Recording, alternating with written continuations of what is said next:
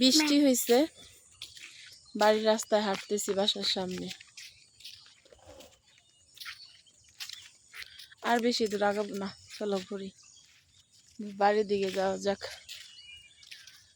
জীবনে কোথায় শান্তি পাবো জানি না।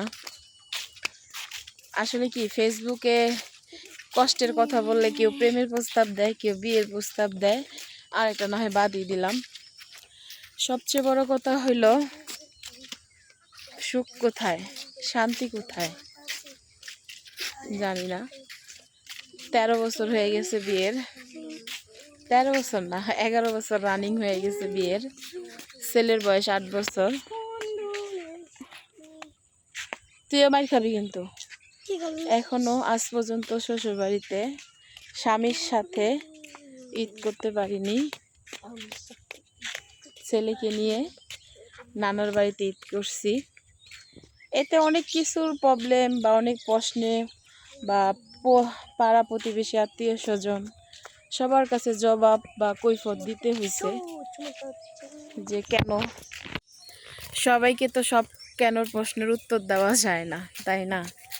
আমার মনে হয় যে ঢাকা শহরে ছেলেকে নিয়ে একা ঈদ করার থেকে দেশ গ্রামে আসলে একটু শান্তি বা ভালোবাসা পাই।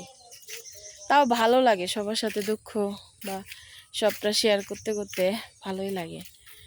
ঢাকা শহরে থাকতে ইচ্ছা করে না। এখন দেখতেছি আর আসা যাবে না, একাই থাকতে হবে ঢাকা শহরে। কারণ গ্রামে সবাই প্রশ্ন করে যে স্বামী কই, স্বামী কোথায়, কেন আসছো, কি সমস্যা, কি মানে আছে না বিভিন্ন রকমের প্রশ্ন। তো সব প্রশ্নের তো নেই। কুত্তা যদি কামড় দেয় না 14টা ইঞ্জেকশন দিব। এই যে একটা কামড় দিছে, দেখ দূরে থাকে কোথা থেকে। এই অবস্থা। শ্বশুর ছিল, শ্বশুর মারা গেছে। স্বামীর বাড়িতে শ্বশুর শাশুড়ির সাথে আর ঈদ করা হবে না। তো জোর করে সব কিছু আদায় করা যায়। আমি চাই না যে কারো জীবন থেকে জোর করে কিছু নেই। তা আমার এইগুলো শুই না আবার কেউ উল্টাপাল্টা কমেন্ট করেন না, উল্টাপাল্টা প্রশ্ন করেন না। কারণ আমার জীবনে, আমার মনে বড় একটা কষ্ট লুকিয়ে আছে, ইতিহাস আছে, গল্প আছে, যা বললে না। হাঁটতে হাঁটতে চলে এসেছি। আজকে বিকালের হাঁটাটা আপনাদের সাথে শেয়ার করলাম। কেমন হয়েছে অবশ্যই কমেন্টে জানাবেন। আরেকটা কথা না বললেই নয়, রোহানকে কাতার প্রবাসী এক ভাই রোহানকে সালামি পাঠাইছে। রোহান, তুমি কেমন খুশি হয়েছো তোমার মামা যে সালামি দিছে? এইদিকে থাকো। অনেক খুশি হয়েছে। রোহানের সালামি কত হয়েছে?